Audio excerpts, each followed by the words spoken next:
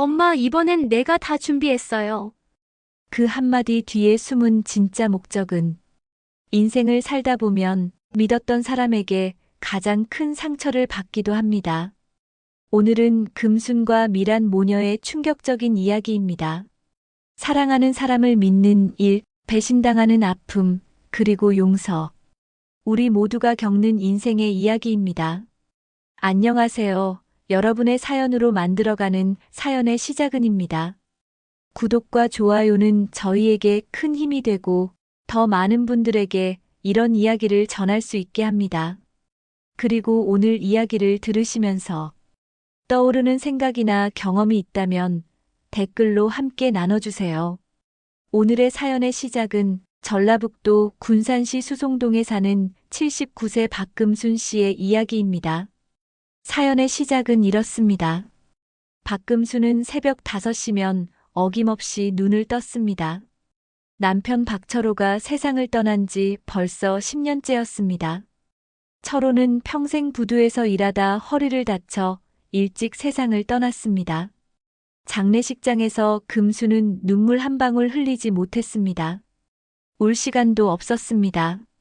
자식 둘을 먹여 살려야 했으니까요. 아들 재우는 25에 미국으로 떠났습니다. 유학이라고 했지만 돌아오지 않았습니다. 가끔 전화로 안부를 묻는 것이 전부였습니다. 딸 미란만이 전주에 남아 곁을 지켜줬습니다. 금수는 군산 수송동 시장 골목에서 작은 국밥집을 운영했습니다. 콩나물 국밥 한 그릇에 6,000원. 아침부터 저녁까지 서서 국물을 끓이고 손님을 받았습니다. 손님들은 금순을 좋아했습니다.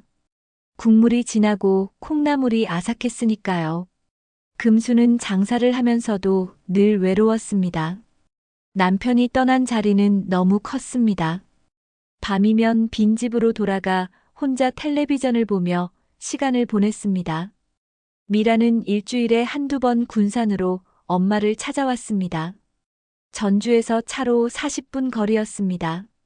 금수는 딸이 올 때마다 반찬을 가득 싸줬습니다. 미라는 결혼한 지 15년째였습니다. 남편 김태수는 전주에서 작은 건설회사를 운영했습니다. 딸 지우를 키우며 평범하게 살아가는 줄 알았습니다. 금수는 딸이 행복하게 사는 모습을 보는 것만으로도 충분했습니다. 그런데 최근 들어 미란의 표정이 어두워졌습니다. 금수는 몇 번 물어봤지만 미란은 괜찮다고만 했습니다. 금수는 딸이 무언가 숨기고 있다는 걸 느꼈지만 더 이상 캐묻지 않았습니다. 자식은 다 크면 자기 인생이 있는 법이니까요. 금수는 그저 딸이 힘들 때 기댈 수 있는 엄마로 남아있고 싶었습니다. 79번째 생일이 다가왔습니다. 금수는 생일을 크게 챙기지 않았습니다. 그냥 국밥집 문을 닫고 집에서 쉬는 날이면 충분했습니다. 그런데 미란이 갑자기 찾아왔습니다. 손에는 커다란 케이크 상자를 들고 있었습니다. 금수는 깜짝 놀랐습니다. 미라는 케이크를 테이블에 놓으며 환하게 웃었습니다. 엄마, 내년이면 팔순이잖아요. 올해는 그냥 넘어갈 수 없죠. 금수는 딸의 손을 잡았습니다.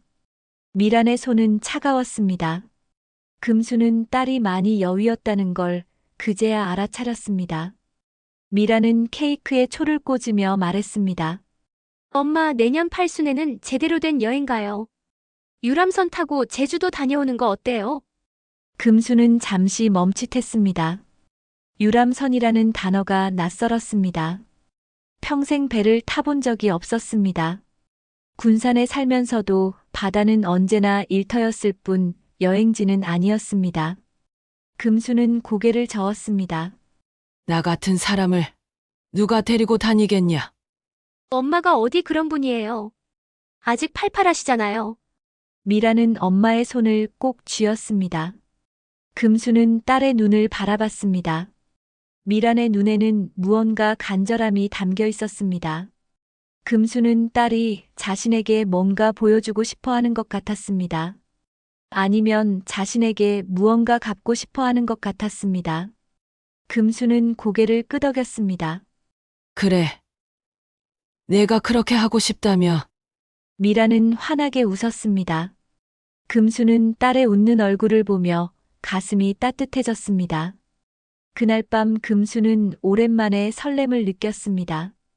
유람선이라니, 제주도라니, 평생 처음 가보는 여행이었습니다. 금수는 이불을 덮으며 잠이 들었습니다. 그런데 며칠 뒤였습니다. 금수는 아침에 휴대폰을 확인하다가 이상한 문자 한 통을 발견했습니다.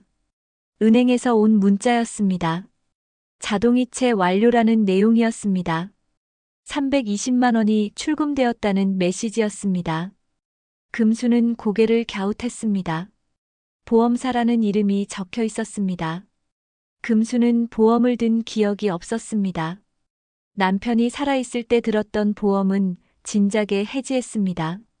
금수는 은행에 전화를 걸었습니다. 고객님, 생명보험 자동이체 맞으신가요? 아니요. 저는 보험 가입한 적 없는데요. 상담원은 잠시 침묵했습니다. 그리고 조심스럽게 말했습니다. 고객님 명의로 작년에 보험이 가입되었고 최근에 해지 신청이 들어왔습니다. 뭐라고요? 금순의 목소리가 떨렸습니다. 상담원은 계속 설명했습니다. 가족분께서 위임하셨던 것으로 보입니다.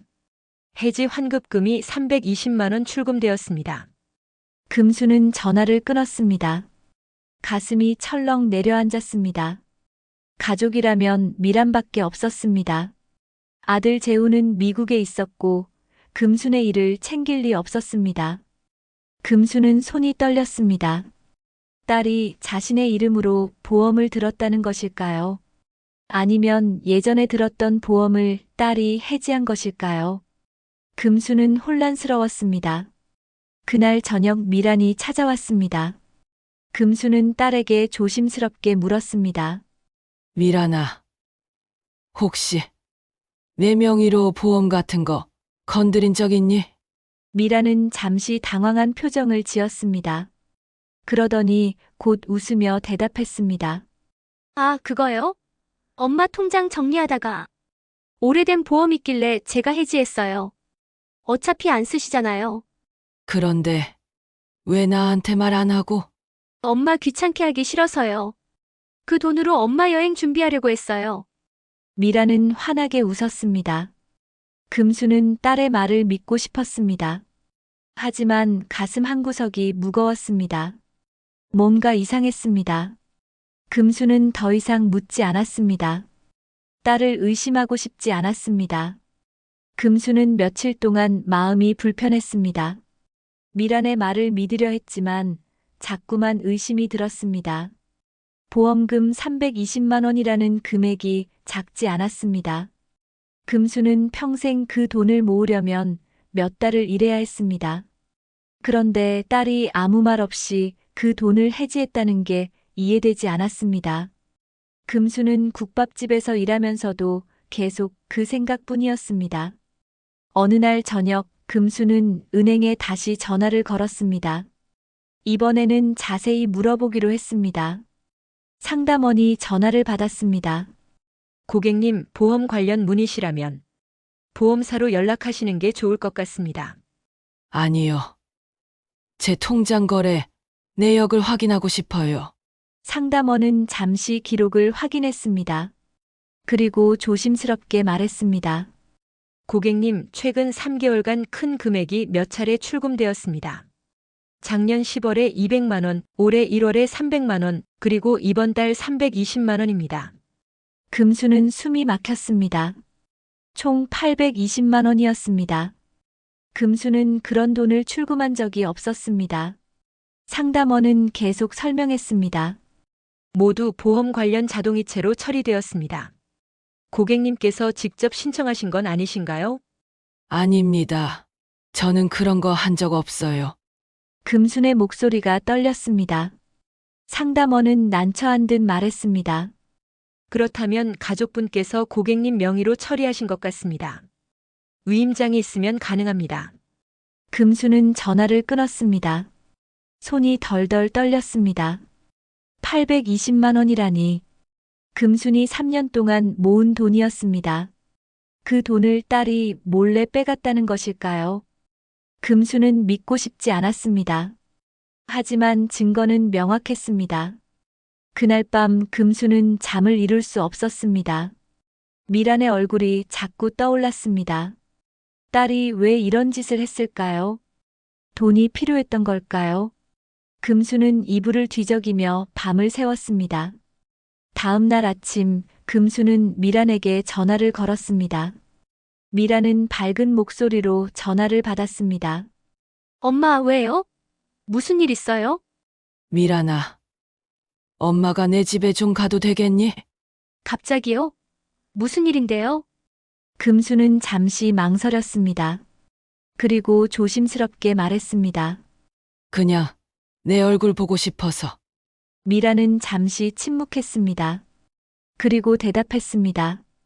지금은 좀 곤란한데요. 남편이 출장 가고 집이 좀 어질러져 있어서요. 다음에 오세요, 엄마. 금수는 전화를 끊었습니다. 딸의 목소리에서 뭔가 불안함이 느껴졌습니다. 금수는 결심했습니다. 직접 딸의 집에 가보기로 했습니다. 금수는 오후에 국밥집 문을 일찍 닫았습니다. 그리고 버스를 타고 전주로 향했습니다. 미라는 전주 덕진구에 아파트를 가지고 있었습니다. 남편 김태수가 10년 전에 장만한 집이었습니다. 금수는 아파트 앞에서 버스를 내렸습니다. 현관 비밀번호를 알고 있었기에 바로 들어갈 수 있었습니다. 집안은 조용했습니다. 금수는 거실을 둘러봤습니다. 집은 깨끗했습니다. 어질러진 것도 없었습니다. 금수는 이상하다고 생각했습니다. 미라는 집이 어질러져 있다고 했는데 말입니다. 금수는 안방으로 걸어갔습니다. 문을 열자 책상 위에 서류 뭉치가 놓여 있었습니다. 금수는 서류를 집어들었습니다. 법원 서류였습니다. 가압류 통지서라고 적혀 있었습니다. 채권자는 제일저축은행이었습니다. 채무액은 5천만 원이었습니다. 금수는 눈이 휘둥그레졌습니다. 5천만 원이라니. 금수는 다른 서류들도 뒤적였습니다. 독촉장이 여러 장 있었습니다. 카드사에서 온 독촉장도 있었고 대부업체에서 온 독촉장도 있었습니다. 금수는 주저앉았습니다. 미란이 이렇게 빚에 쪼들리고 있었다니. 금수는 아무것도 몰랐습니다. 딸은 아무 말도 하지 않았습니다. 금수는 서류를 보면서 눈물이 났습니다. 딸이 왜 이렇게 됐을까요? 남편 김태수의 사업이 망한 것일까요? 그때 현관문이 열리는 소리가 들렸습니다. 금수는 깜짝 놀라 서류를 내려놓았습니다. 미란이 집에 들어왔습니다. 미란은 엄마를 보자 얼굴이 하얗게 질렸습니다. 엄마, 왜 여기 와 있어요? 금수는 떨리는 목소리로 물었습니다. 미란아, 이게 다 뭐니? 이 빚은 다 뭐야? 미란은 입술을 깨물었습니다. 그리고 고개를 숙였습니다. 금수는 딸에게 다가갔습니다. 엄마한테 말해봐. 무슨 일이 있었던 거야? 미란은 눈물을 흘렸습니다. 그리고 떨리는 목소리로 말했습니다. 엄마, 미안해요. 남편이 사업 망했어요. 작년에 건설 현장에서 사고가 났어요. 보상금이 너무 커서 회사가 부도났어요. 금수는 딸을 껴안았습니다. 미라는 엄마 품에서 울었습니다. 집도 경매 들어갔어요. 다음 달이면 나가야 해요. 지우 대학 등록금도 없어요. 엄마, 저 정말 힘들어요. 금수는 딸의 등을 쓰다듬었습니다. 가슴이 미어졌습니다. 딸이 이렇게 힘들었는데 아무 말도 하지 않았다니. 금수는 딸을 바라봤습니다. 그래서 엄마 돈을 쓴 거니? 미라는 고개를 끄덕였습니다. 눈물이 멈추지 않았습니다. 엄마, 미안해요. 저 정말 급했어요. 당장 카드값 내야 하고 대출 이자 갚아야 하고 다른 방법이 없었어요. 금수는 말없이 딸을 안고 있었습니다. 화가 났지만 동시에 가슴이 아팠습니다. 딸이 이렇게 힘든 걸 혼자 견뎌왔다는 게 안쓰러웠습니다. 금수는 딸의 머리를 쓰다듬으며 말했습니다. 그래도 엄마한테 말했어야지. 왜 혼자 끙끙 앓았니? 미라는 고개를 저었습니다.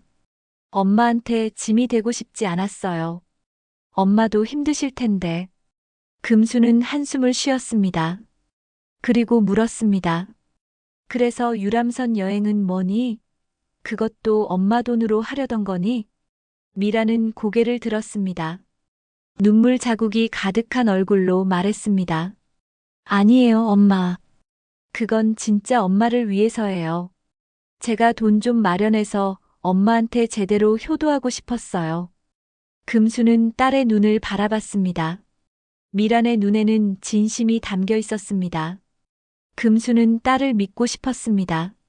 하지만 마음 한구석이 여전히 불안했습니다. 미란아, 엄마가 도와줄게. 얼마나 필요한지 말해봐. 미라는 고개를 저었습니다. 엄마, 괜찮아요. 제가 알아서 할게요. 엄마는 그냥 여행 준비나 해요. 다음 달이면 팔순이잖아요. 금수는 딸의 손을 잡았습니다. 미란의 손은 여전히 차가웠습니다. 금수는 알 수 없는 불안감에 휩싸였습니다. 금수는 집으로 돌아오는 길에 머릿속이 복잡했습니다. 딸의 사정을 알게 되었지만 마음이 편하지 않았습니다. 820만 원이라는 돈이 결코 작은 돈이 아니었습니다. 금수는 그 돈을 3년 동안 모았습니다.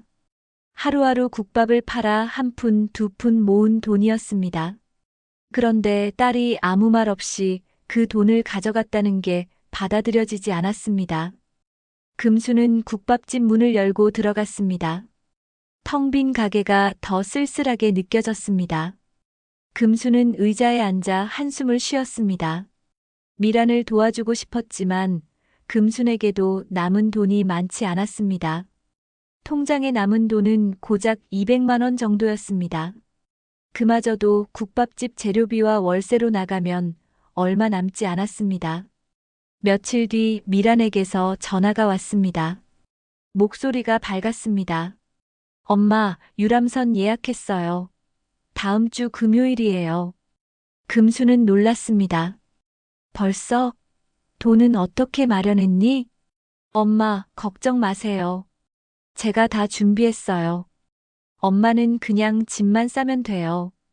금수는 불안했습니다. 딸이 어디서 돈을 구했는지 궁금했습니다. 하지만 묻지 않았습니다. 딸을 믿어주고 싶었습니다. 유람선 출발일이 다가왔습니다. 금수는 가방을 쌌습니다. 평생 처음 가는 여행이었지만 설렘보다 걱정이 앞섰습니다. 미란이 차를 몰고 군산으로 와서 금순을 데리러 왔습니다. 금수는 차에 타며 딸의 얼굴을 살폈습니다. 미라는 화장을 진하게 했지만 눈가의 다크서클을 가릴 수 없었습니다. 엄마, 기대되시죠? 인천에서 배 타고 부산 거쳐서 제주도까지 가요. 금수는 고개를 끄덕였습니다. 차는 인천항으로 향했습니다. 2시간 반을 달려 인천에 도착했습니다. 항구에는 거대한 유람선이 정박해 있었습니다. 금수는 배를 보고 입을 다물지 못했습니다. 이렇게 큰 배는 처음 봤습니다. 미라는 엄마의 손을 잡고 배로 올라갔습니다. 선실은 깨끗했습니다. 침대 2개와 작은 창문이 있었습니다. 창밖으로 바다가 보였습니다. 금수는 창가에 서서 바다를 바라봤습니다. 파도가 철썩이는 소리가 들렸습니다.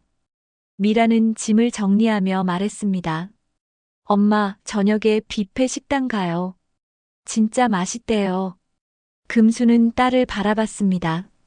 미라는 웃고 있었지만 눈빛은 피곤해 보였습니다. 금수는 물었습니다. 미란아, 너 요즘 잠 못 자니? 얼굴이 많이 안 좋아 보여. 미라는 손을 흔들었습니다. 아니에요, 엄마. 그냥 여행 준비하느라 좀 바빴어요. 괜찮아요. 배가 출발했습니다. 큰 기적 소리와 함께 배가 천천히 움직였습니다. 금수는 난간에 기대서서 인천항이 멀어지는 모습을 지켜봤습니다. 평생 살아온 땅이 점점 작아졌습니다. 금수는 가슴이 뭉클했습니다. 저녁이 되자 미라는 엄마를 데리고 식당으로 갔습니다.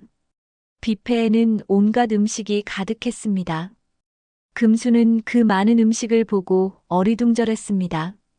미라는 엄마의 접시에 음식을 담아줬습니다. 두 사람은 창가 자리에 앉았습니다. 엄마, 맛있죠? 금수는 고개를 끄덕였습니다. 음식은 정말 맛있었습니다.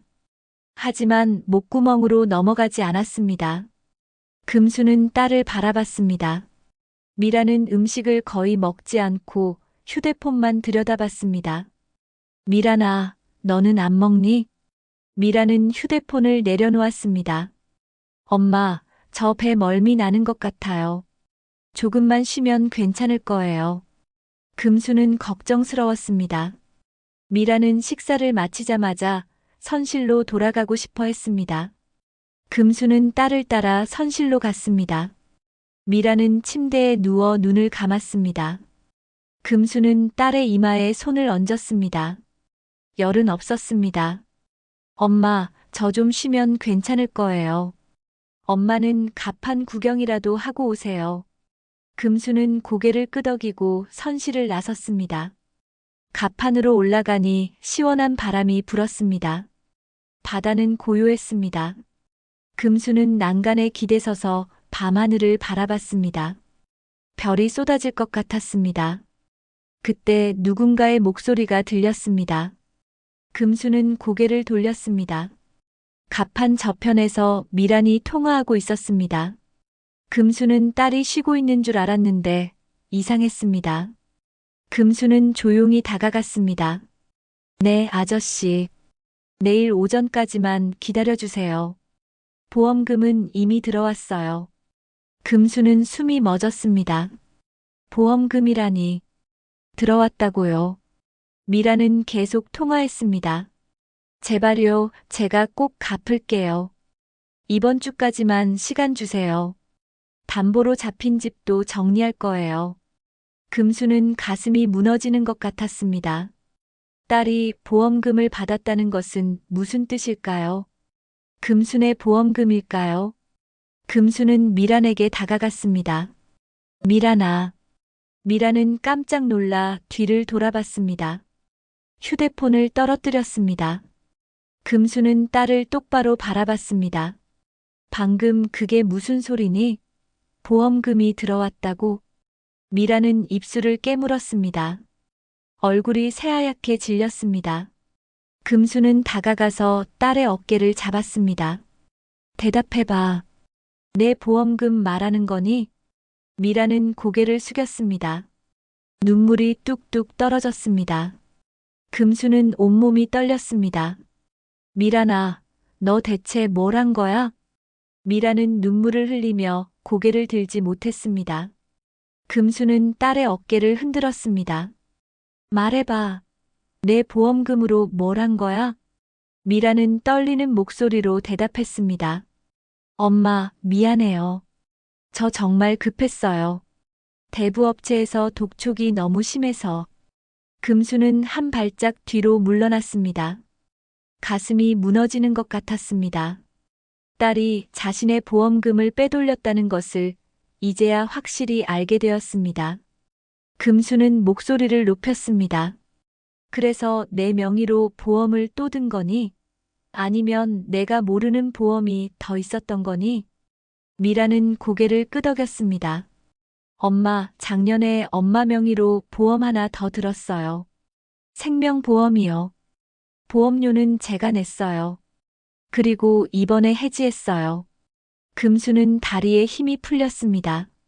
난간을 붙잡고 서 있었습니다. 딸이 자신의 이름을 도용해서 보험을 가입하고 그것을 해지해서 돈을 받았다는 것이었습니다. 금수는 떨리는 목소리로 물었습니다. 얼마나 받은 거니? 미라는 작은 목소리로 대답했습니다. 800만 원이요. 금수는 숨이 막혔습니다. 800만 원이라니. 앞서 빼간 820만 원까지 합치면 1600만 원이 넘었습니다. 금수는 난간을 꽉 쥐고 서 있었습니다. 1600만 원이라는 금액이 머릿속을 맴돌았습니다. 금순이 평생 모은 돈보다 많은 금액이었습니다. 금수는 딸을 바라봤습니다.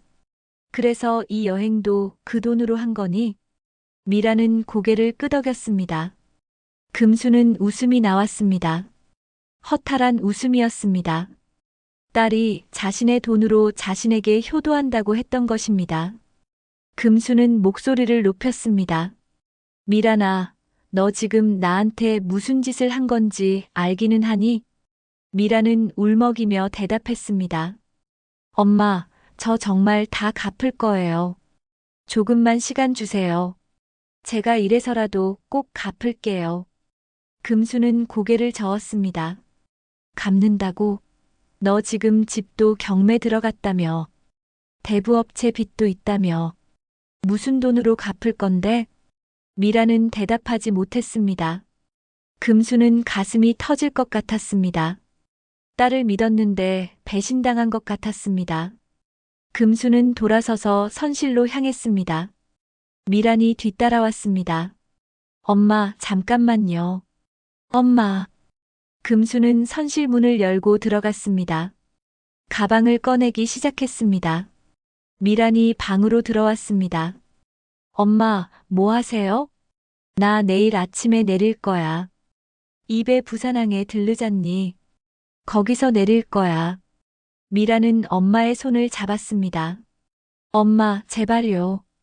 이번 여행만은 끝까지 같이 해요. 제가 정말 잘못했어요. 금수는 딸의 손을 뿌리쳤습니다. 내가 잘못한 게 뭔지 알기는 하니? 너는 내 이름을 도용했어. 내 돈을 훔쳤어. 그게 얼마나 큰 잘못인지 몰라. 미라는 주저앉았습니다. 바닥에 무릎을 꿇고 울었습니다. 금수는 딸을 내려다봤습니다. 가슴이 아팠지만 화가 더 컸습니다. 엄마, 저 정말 죽을 것 같았어요. 대부업체에서 협박도 받았어요. 집에도 찾아왔어요. 지우도 학교에서 괴롭힘 당했어요. 제가 어떡하라고요? 금수는 한숨을 쉬었습니다. 딸의 사정을 이해하지 못하는 건 아니었습니다.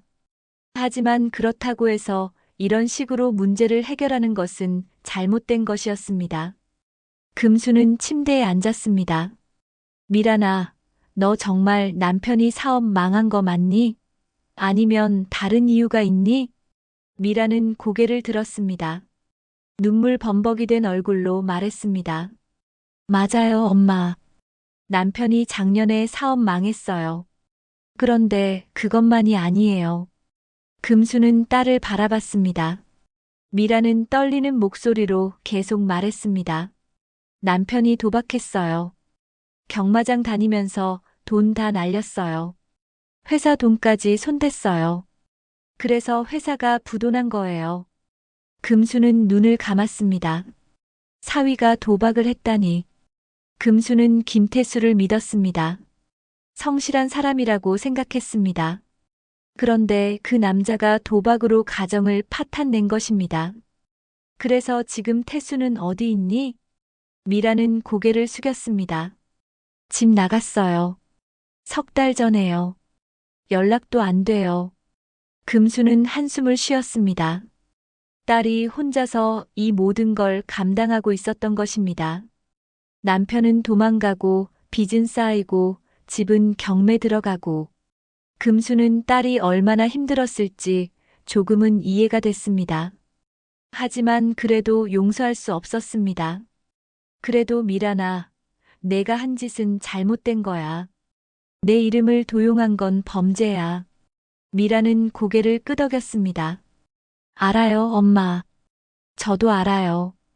그런데 다른 방법이 없었어요. 은행에서도 대출 안 해줬어요. 친구들한테도 다 빌렸어요. 제 명의로는 더 이상 아무것도 할 수 없었어요. 금수는 딸을 바라봤습니다. 미라는 완전히 무너져 있었습니다. 금수는 마음이 복잡했습니다. 화가 나면서도 동시에 안쓰러웠습니다. 밤이 깊었습니다. 두 사람은 말없이 각자의 침대에 누웠습니다. 금수는 잠을 이룰 수 없었습니다. 천장을 바라보며 생각했습니다. 이제 어떻게 해야 할까요? 딸을 경찰에 신고해야 할까요? 아니면 그냥 이대로 넘어가야 할까요? 금수는 답을 찾을 수 없었습니다. 새벽녘에 배가 크게 흔들렸습니다. 파도가 거세졌습니다. 금수는 깨어났습니다. 미란의 침대를 봤지만 딸은 없었습니다. 금수는 급히 일어났습니다. 선실 밖으로 나갔습니다. 복도는 어두웠습니다. 금수는 딸을 찾아 갑판으로 올라갔습니다. 갑판에는 비가 내리고 있었습니다. 금수는 미란을 찾았습니다. 멀리 난간 쪽에 미란이 서 있었습니다. 금수는 달려갔습니다. 미란아. 미란은 뒤를 돌아봤습니다. 얼굴이 비에 젖어 있었습니다. 눈물인지 빗물인지 알 수 없었습니다. 금수는 딸에게 다가갔습니다. 여기서 뭐 하는 거야? 들어가자. 미란은 고개를 저었습니다. 엄마, 저 정말 미안해요. 엄마한테 너무 큰 잘못을 했어요. 금수는 딸의 손을 잡았습니다. 그래도 이렇게 있으면 안 돼.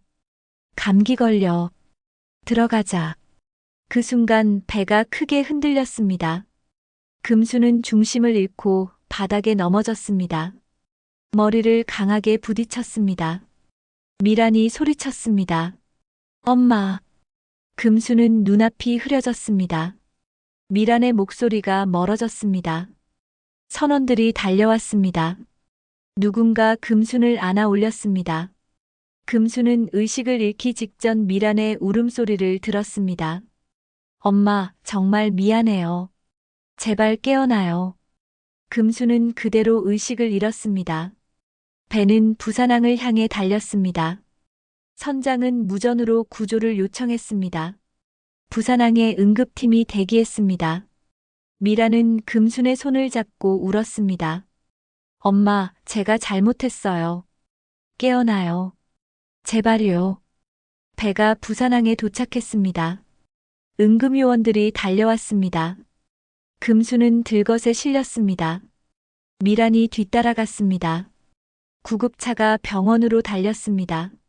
미란은 구급차 안에서 엄마의 손을 놓지 않았습니다. 병원 응급실.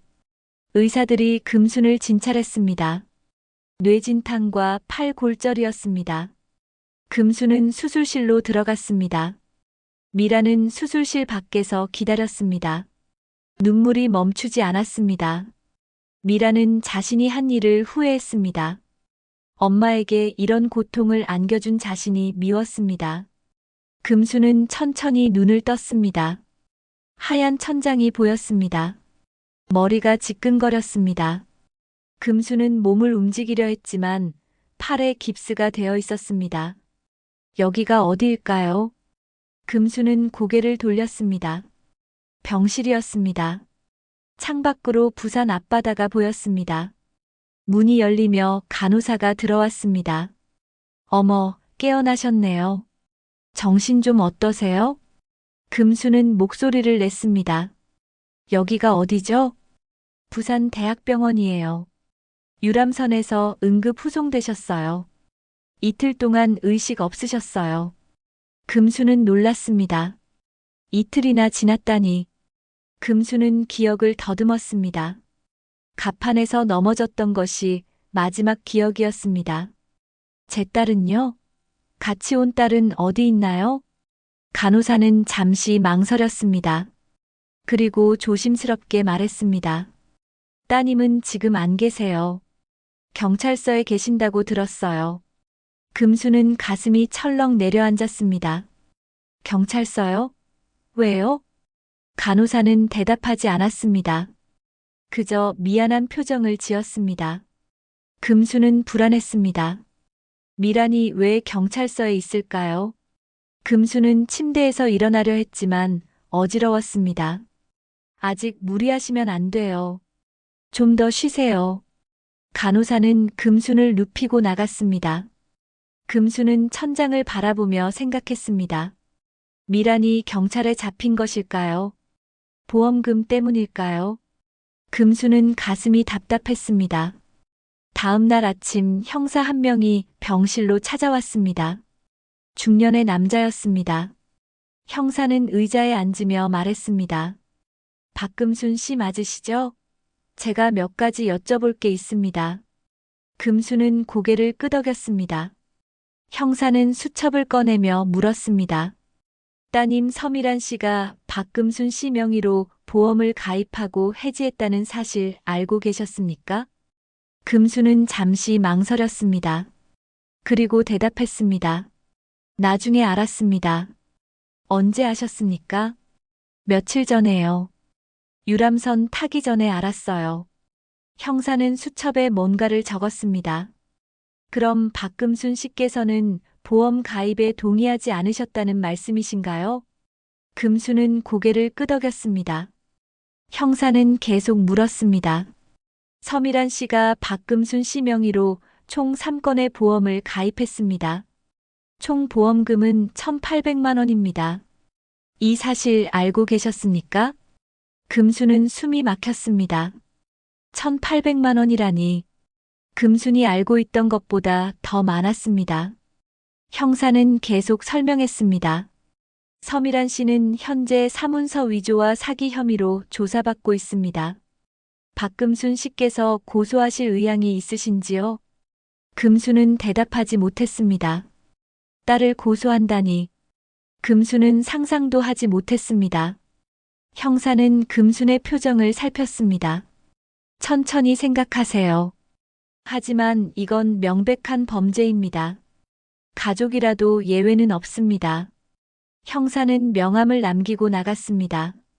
금순은 명함을 들여다봤습니다. 부산지방경찰청 금융범죄수사팀이라고 적혀 있었습니다. 금순은 명함을 꽉 쥐었습니다. 며칠 뒤 금순은 퇴원했습니다. 팔에 깁스를 한 채로 부산에서 군산으로 돌아왔습니다. 국밥집은 그대로였습니다. 먼지가 쌓여 있었습니다. 금순은 가게 문을 열고 청소를 시작했습니다. 한 손으로 하려니 힘들었지만 금순은 멈추지 않았습니다. 일을 해야 생각이 정리될 것 같았습니다. 다음 날 금순은 부산경찰서로 향했습니다. 미란을 만나야 했습니다. 경찰서 면회실은 차갑고 좁았습니다. 금순은 의자에 앉아 기다렸습니다. 얼마 뒤 미란이 들어왔습니다. 미란은 수척해져 있었습니다.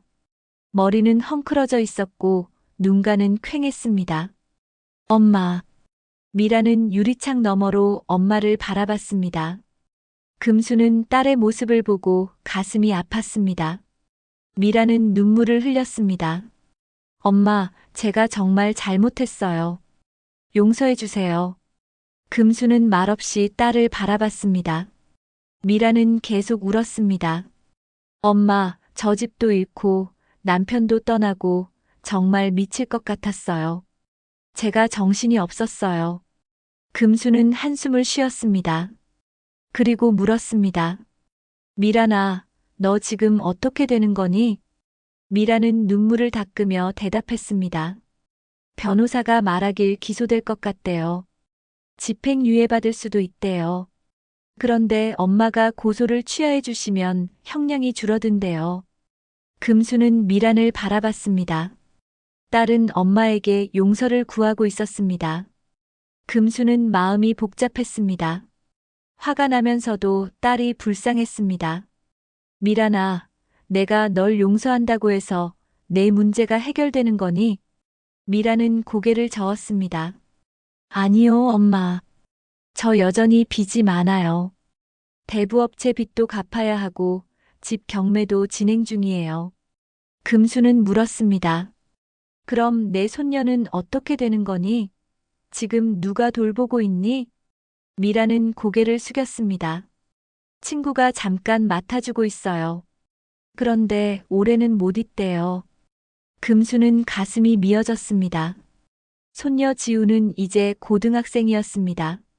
금수는 지우를 데리러 전주로 갔습니다. 미란의 친구 집 앞에서 손녀를 기다렸습니다. 문이 열리고 지우가 나왔습니다. 얼굴은 수척했고 눈은 빨갛게 부어 있었습니다. 금수는 손녀를 보고 가슴이 미어졌습니다. 지우야, 할머니랑 같이 가자. 지우는 할머니를 보고 울음을 터뜨렸습니다. 금수는 손녀를 꽉 안았습니다. 지우는 할머니 품에서 한참을 울었습니다. 금수는 손녀의 등을 쓰다듬으며 속삭였습니다. 괜찮아, 다 괜찮아질 거야.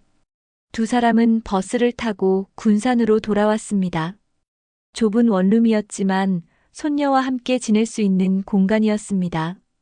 지우는 짐을 풀며 아무 말도 하지 않았습니다. 금수는 손녀가 얼마나 상처받았을지 걱정됐습니다. 아빠는 도망가고 엄마는 구치소에 있고 집은 잃었습니다. 18살 아이가 감당하기에는 너무 큰 고통이었습니다. 지우야, 배고프지? 할머니가 저녁 해줄게. 지우는 고개를 저었습니다. 괜찮아요, 할머니. 저 배 안 고파요. 금수는 부엌으로 갔습니다. 냉장고에는 먹을 것이 별로 없었습니다. 금수는 콩나물국을 끓였습니다. 계란도 넣고 파도 썰어 넣었습니다. 금수는 국을 그릇에 담아 지우에게 가져갔습니다. 조금이라도 먹어야지. 학교도 다녀야 하잖니. 지우는 할머니가 건넨 그릇을 받았습니다. 눈물이 뚝뚝 떨어졌습니다. 금수는 손녀 옆에 앉았습니다. 울지 마. 할머니가 있잖아. 지우는 고개를 저었습니다. 할머니, 저 이제 어떻게 해요? 친구들한테 뭐라고 말해요? 우리 엄마 구치소에 있고 아빠는 도망갔다고 말해요? 금수는 손녀의 손을 잡았습니다. 아무 말 안 해도 돼. 그냥 할머니랑 산다고만 하면 돼. 지우는 국을 먹기 시작했습니다. 금수는 손녀가 밥 먹는 모습을 지켜봤습니다. 가슴이 아팠지만 금수는 강해져야 했습니다. 이제 금순이 지우를 지켜야 했습니다. 다음 날 금수는 국밥집을 다시 열었습니다. 손님들이 하나둘 들어왔습니다. 단골 손님들은 금순의 팔 깁스를 보고 놀랐습니다. 아이고, 사장님 팔은 어쩐 일이에요? 금수는 웃으며 대답했습니다. 넘어져서 다쳤어요. 괜찮습니다. 금수는 한 손으로 국밥을 끓였습니다. 힘들었지만 멈출 수 없었습니다. 돈을 벌어야 했습니다. 지우 학비도 내야 하고 생활비도 벌어야 했습니다. 금수는 하루 종일 서서 일했습니다. 저녁이 되면 다리가 퉁퉁 부었습니다. 지우는 학교에 다녔습니다. 하지만 전처럼 밝지 않았습니다. 친구들과도 거리를 두었습니다. 금수는 손녀가 걱정됐지만 어떻게 위로해야 할지 몰랐습니다. 금수는 그저 맛있는 밥을 해주는 것밖에 할 수 없었습니다. 한 달이 지났습니다. 미란의 재판 날짜가 잡혔다는 연락이 왔습니다. 금수는 부산 법원에 가야 했습니다. 고소를 취해야 할지 결정해야 했습니다. 금수는 며칠 동안 고민했습니다. 딸을 용서해야 할까요? 아니면 법대로 처벌받게 해야 할까요? 재판 전날 밤 지우가 금순에게 다가왔습니다. 할머니, 내일 엄마 재판이죠? 금수는 고개를 끄덕였습니다. 지우는 할머니 손을 잡았습니다. 할머니, 엄마 용서해 주세요. 엄마도 힘들었어요. 금수는 손녀를 바라봤습니다. 지우의 눈에는 눈물이 고여 있었습니다. 지우야, 내 엄마가 한 짓은 잘못된 거야. 할머니 이름을 도용한 건 범죄란다. 알아요, 할머니. 그래도 엄마예요. 제 엄마예요. 금수는 가슴이 먹먹했습니다. 지우에게는 미란이 유일한 엄마였습니다. 금수는 한숨을 쉬었습니다. 다음 날 금수는 부산 법원으로 갔습니다. 법정은 차갑고 엄숙했습니다. 미란은 피고석에 앉아 있었습니다. 얼굴은 더욱 수척해져 있었습니다. 재판이 시작되었습니다. 검사는 미란의 죄를 낱낱이 밝혔습니다. 피고는 친모 박금순 씨의 명의를 도용해 총 3건의 보험을 가입했습니다. 그리고 해지 환급금 1,800만 원을 편취했습니다. 이는 명백한 사문서 위조 및 사기죄에 해당합니다. 미란의 변호사가 일어났습니다. 피고는 남편의 사업 실패와 도박으로 인해 극심한 생활고에 시달렸습니다. 범행은 인정하나 동기에 참작할 여지가 있습니다. 판사가 금순을 불렀습니다. 피해자 박금순 씨, 고소를 취하할 의향이 있으신지요? 금순은 자리에서 일어났습니다. 법정 안의 모든 시선이 금순에게 쏠렸습니다. 금순은 미란을 바라봤습니다. 미란은 엄마를 간절한 눈빛으로 바라보고 있었습니다. 금순은 깊은 숨을 쉬었습니다. 판사님, 저는 고소를 취하하겠습니다. 법정이 술렁였습니다. 검사가 놀란 표정을 지었습니다. 미란은 눈물을 흘렸습니다. 판사가 물었습니다. 확실하신가요? 한번 취하하시면 다시 고소하실 수 없습니다. 금수는 고개를 끄덕였습니다. 네, 확실합니다. 제 딸입니다. 용서하겠습니다. 판사는 고개를 끄덕였습니다. 재판은 계속되었지만 금순의 고소 취하로 형량은 크게 줄어들 것이 분명했습니다. 재판이 끝나고 금수는 법정을 나왔습니다. 복도에서 미란의 변호사가 다가왔습니다. 어머니, 감사합니다. 덕분에 집행유예 받을 수 있을 것 같습니다. 금수는 고개를 끄덕였습니다. 그리고 물었습니다. 제 딸은 언제 나올 수 있나요? 빠르면 한 달 안에 나올 겁니다. 금수는 한숨을 쉬었습니다. 한 달이면 미란이 집으로 돌아올 것입니다. 그러면 또 어떻게 될까요? 금수는 불안했습니다. 집으로 돌아오는 길에 금수는 군산시장을 지나갔습니다. 시장 입구에 낯선 남자가 서 있었습니다. 중년의 남자였는데 금순을 빤히 쳐다봤습니다. 금수는 불편한 느낌이 들었습니다. 남자가 다가왔습니다. 박금순 씨 맞으시죠? 금수는 멈춰 섰습니다. 누구신데요? 남자는 명함을 꺼냈습니다. 동방대부 회사 이사라고 적혀 있었습니다. 금수는 가슴이 철렁했습니다. 서미란 씨 어머니 맞으시죠? 따님이 저희 회사에 빚이 있습니다. 금수는 한 발짝 뒤로 물러섰습니다. 그건 제 딸 빚이지 제 빚이 아닙니다. 남자는 비웃었습니다. 보증서시잖아요. 여기 서류 있습니다. 남자는 서류를 꺼내 보여줬습니다. 금수는 서류를 보고 숨이 막혔습니다.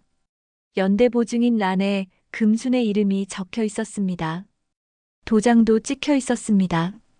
금수는 고개를 저었습니다.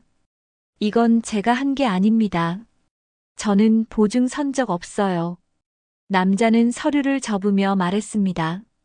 그건 저희가 알 바 아닙니다.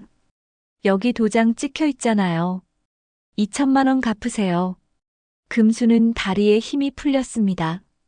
2천만 원이라는 말에 금수는 그 자리에 주저앉을 뻔했습니다. 남자는 협박하듯 말했습니다. 일주일 안에 갚지 않으면 법적 조치 취하겠습니다. 그리고 이 국밥집도 압류될 겁니다. 남자는 돌아서서 가버렸습니다. 금수는 그 자리에 서서 멍하니 서류를 바라봤습니다. 미란이 또 무슨 짓을 한 것일까요? 금수는 손이 떨렸습니다.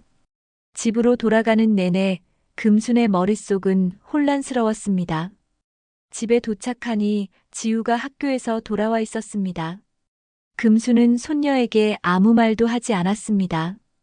지우에게 또 다른 짐을 지울 수 없었습니다. 금수는 저녁을 차렸습니다. 하지만 밥맛이 없었습니다. 지우는 할머니의 표정을 살폈습니다. 할머니, 무슨 일 있어요? 금수는 고개를 저었습니다. 아니야, 아무 일도 없어. 밥 먹어. 지우는 더 이상 묻지 않았습니다. 두 사람은 말없이 저녁을 먹었습니다. 식사를 마치고 지우는 방으로 들어갔습니다. 금수는 거실에 혼자 앉아 생각했습니다. 이제 어떻게 해야 할까요? 다음 날 금수는 은행에 갔습니다. 대출을 받을 수 있는지 알아보려 했습니다. 창고 직원은 금순의 신용을 조회했습니다. 그리고 난처한 표정을 지었습니다. 고객님, 현재 연체 내역이 있으십니다. 대출이 어려울 것 같습니다. 금수는 놀랐습니다. 연체요? 제가 연체한 게 뭐가 있나요? 직원은 화면을 보며 설명했습니다. 대부업체 대출이 3개월째 연체 중이십니다. 2천만 원입니다. 금수는 한숨을 쉬었습니다. 미란이 빌린 돈이 이미 연체되고 있었던 것입니다. 금순의 신용은 이미 망가져 있었습니다. 금수는 은행을 나왔습니다. 하늘이 무너지는 것 같았습니다. 며칠 뒤 미란이 집행유예로 풀려났습니다. 금수는 부산 법원 앞에서 딸을 기다렸습니다. 미란이 나왔습니다. 얼굴은 여전히 수척했지만 자유의 몸이 되었습니다. 미란은 엄마를 보고 달려왔습니다. 엄마. 미란은 엄마를 껴안으려 했습니다. 금수는 딸을 밀어냈습니다. 미란아, 너 대부업체에 또 내 이름으로 돈 빌렸지? 미란은 얼굴이 하얗게 질렸습니다. 금수는 목소리를 높였습니다. 2천만 원. 또 내 이름을 도용했어. 주변 사람들이 쳐다봤습니다. 미란은 고개를 숙였습니다. 엄마, 미안해요. 그때 정말 급했어요. 집 경매 막으려면 당장 돈이 필요했어요. 금수는 딸의 멱살을 잡았습니다. 그래서 내 인생까지 망치는 거니? 내 신용까지 다 망가뜨리는 거니? 미라는 눈물을 흘렸습니다. 금수는 딸을 놓았습니다. 가슴이 답답했습니다. 금수는 돌아서서 걸어갔습니다. 미란이 뒤따라왔습니다. 엄마, 잠깐만요. 이야기 좀 해요. 금수는 멈춰 섰습니다. 그리고 돌아봤습니다. 무슨 이야기? 또 거짓말할 거야? 미라는 고개를 저었습니다. 아니에요, 엄마. 이번에는 진짜예요. 저 이제 다 정리하고 새로 시작하려고요. 금수는 비웃었습니다. 새로 시작? 2천만 원 빚은 어떻게 갚을 건데? 미라는 대답하지 못했습니다.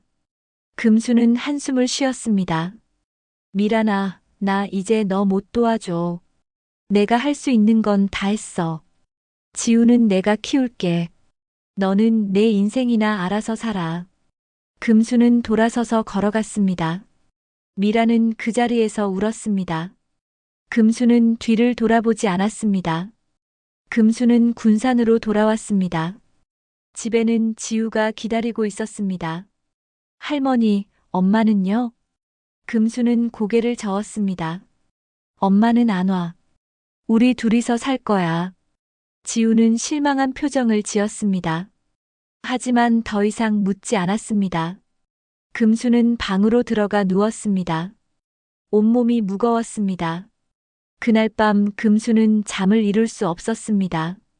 2천만 원을 어떻게 갚아야 할까요? 국밥집을 팔아야 할까요?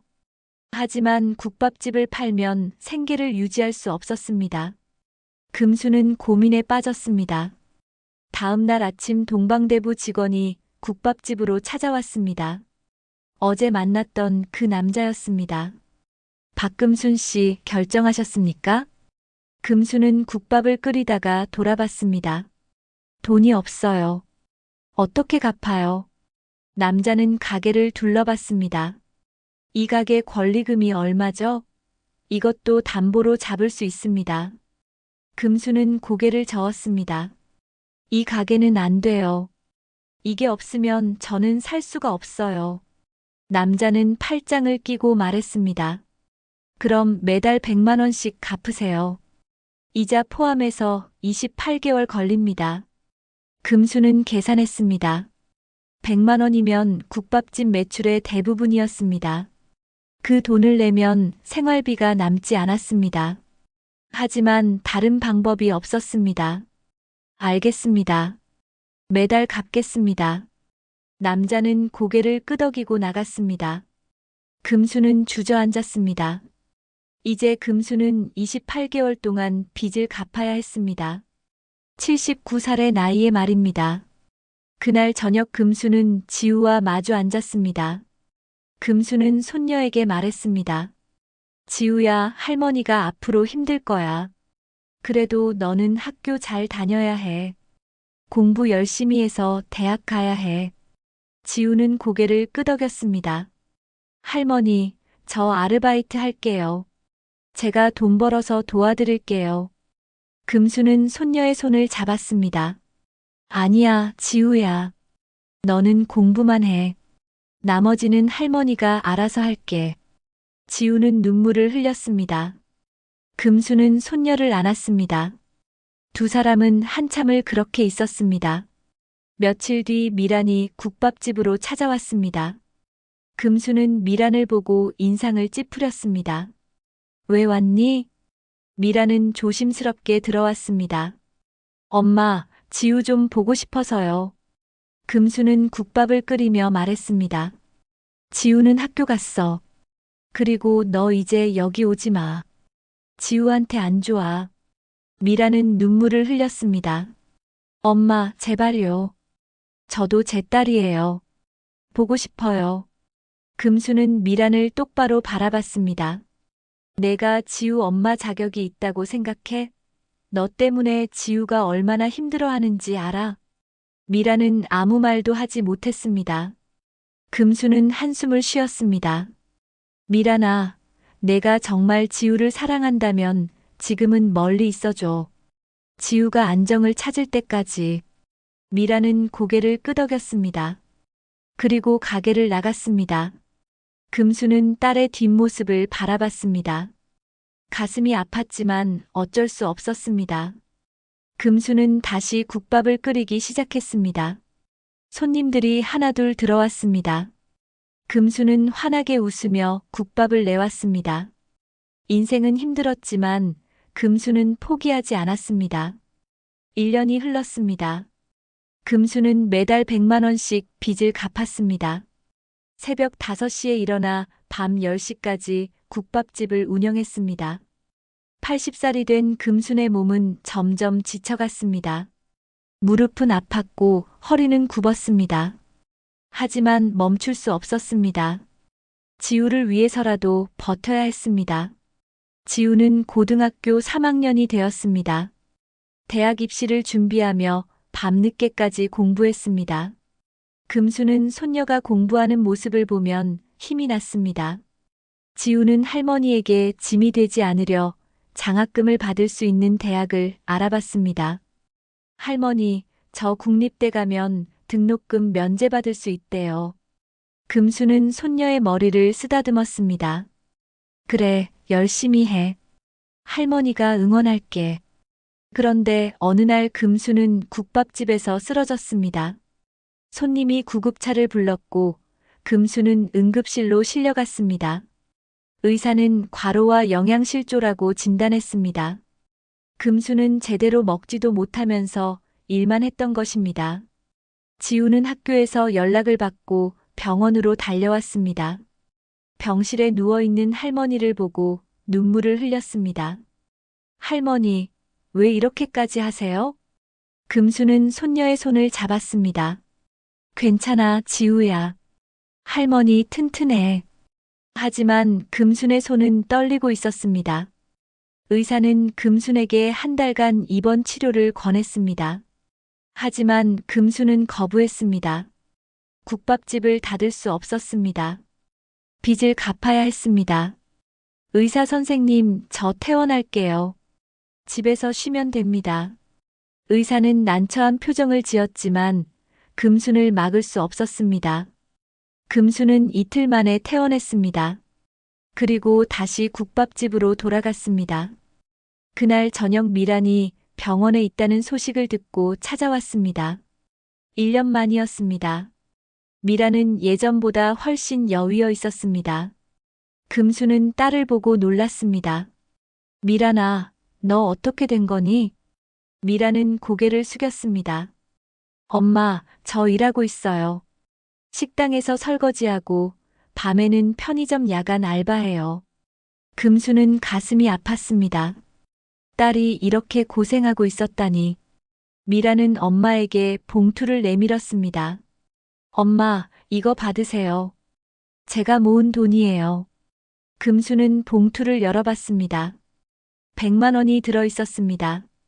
금수는 눈물이 났습니다. 미라나, 이게 다 뭐니? 미라는 눈물을 흘렸습니다. 엄마, 제가 잘못했어요. 이제라도 갚을게요. 조금씩이라도 갚을게요. 금수는 딸을 안았습니다. 1년 동안 원망만 했는데 딸도 나름대로 노력하고 있었던 것입니다. 금수는 딸의 등을 쓰다듬었습니다. 그래, 미라나. 이제라도 정신 차린 거 다행이야. 미라는 엄마 품에서 울었습니다. 금수는 딸이 불쌍했습니다. 하지만 이제는 딸도 책임을 져야 했습니다.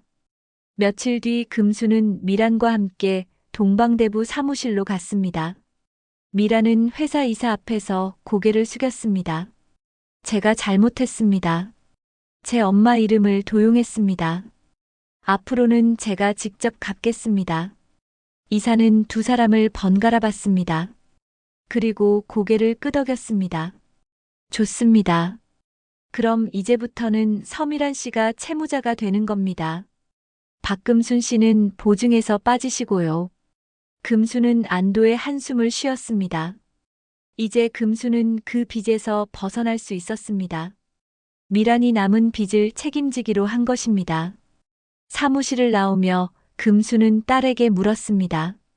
미란아, 너 정말 갚을 수 있겠니? 미란은 고개를 끄덕였습니다. 네, 엄마. 시간이 걸려도 제가 꼭 갚을게요. 그게 제가 해야 할 일이에요. 금수는 딸의 손을 잡았습니다. 미라는 변했습니다. 1년 동안 힘들게 일하면서 성숙해진 것 같았습니다. 그래, 미란아. 이제 우리 다시 시작하자. 미라는 눈물을 흘렸습니다. 금수는 딸을 안았습니다. 모녀는 한참을 그렇게 서 있었습니다. 몇 달이 더 흘렀습니다. 지우는 대학에 합격했습니다. 국립대학교 장학생으로 선발된 것입니다. 지우는 합격증을 들고 할머니에게 달려왔습니다. 할머니, 저 붙었어요. 전액 장학금이요. 금수는 손녀를 안고 울었습니다. 기쁨의 눈물이었습니다. 지우가 이렇게 잘 자라준 것이 너무 고마웠습니다. 입학식 날 금순과 미라는 함께 지우를 데려다 줬습니다. 지우는 새 출발을 하는 것이었습니다. 금수는 손녀를 바라보며 말했습니다. 지우야, 할머니가 얼마나 자랑스러운지 몰라. 넌 꼭 잘 될 거야. 지우는 할머니와 엄마를 안았습니다. 할머니, 엄마 사랑해요. 제가 꼭 성공해서 두 분 편하게 해드릴게요. 금수는 손녀의 등을 쓰다듬었습니다. 미란도 딸을 꼭 안았습니다. 세 사람은 한참을 그렇게 있었습니다. 그날 저녁 금수는 국밥집으로 돌아왔습니다. 가게는 여전히 작고 낡았습니다. 하지만 금수는 만족했습니다. 이 가게가 가족을 지켜준 것입니다. 금수는 국밥을 끓이며 생각했습니다. 인생은 힘들었지만 포기하지 않았습니다. 그리고 결국 이겨냈습니다. 80살의 금수는 여전히 건강했습니다. 국밥을 끓이는 손놀림은 능숙했습니다. 손님들이 들어와 자리에 앉았습니다. 금수는 환하게 웃으며 국밥을 내왔습니다. 드세요, 맛있게 드세요. 손님들은 국밥을 먹으며 엄지를 치켜 세웠습니다. 금수는 흐뭇하게 웃었습니다. 이것이 금순의 인생이었습니다. 힘들었지만 의미 있는 인생이었습니다. 저녁이 되자 미란이 가게로 들어왔습니다. 앞치마를 두르고 있었습니다. 엄마, 제가 설거지 도와드릴게요. 금수는 고개를 끄덕였습니다. 미라는 뒷정리를 시작했습니다. 모녀는 말없이 함께 일했습니다. 금수는 딸의 모습을 보며 생각했습니다. 미란도 변했습니다. 이제는 책임감 있는 어른이 되었습니다. 밤이 깊었습니다. 금순과 미란은 가게 문을 닫고 밖으로 나왔습니다. 군산 앞바다가 보였습니다. 파도 소리가 들렸습니다. 금수는 바다를 바라보며 말했습니다. 미란아, 인생은 파도 같아. 넘어져도 다시 일어나면 돼. 미란은 엄마의 손을 잡았습니다. 네, 엄마. 이제 저도 알아요. 두 사람은 함께 걸었습니다. 달빛이 두 사람의 뒷모습을 비쳤습니다. 금수는 속으로 중얼거렸습니다. 그래, 80은 끝이 아니야. 이제부터 진짜 내 인생이 시작이야. 오늘 이야기 끝까지 함께 해주셔서 감사합니다. 구독과 좋아요는 다음 사연을 이어가는 힘이 됩니다. 여러분의 이야기가 곧 새로운 사연의 시작입니다. 내일은 더 따뜻하고 새로운 이야기로 찾아뵙겠습니다. 모두 사랑합니다.